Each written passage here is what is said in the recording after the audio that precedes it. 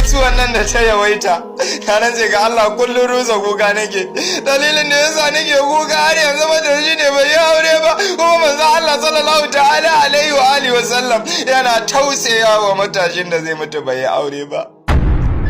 Daga bara zuwa yanzu abokanmu da dama muga yadda rayuwa ta yi da su. Allah ya nuna, Allah ya fi mu san sa a cikin wannan duniya. Allah ka sa mu cika da kyau da imani don arzikin manzan Allah sallallahu alaihi wasallam.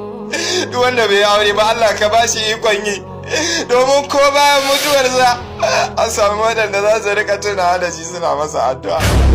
Amma har ka mutu a ta zuru ba kai aure ba, ko kika mutu a budurwa ba ki aure ba, wallahi ni kaina na tausaya maki, duk kuka ma zan je maki wallahi. Allah ka sa mu cika da kyau da imani.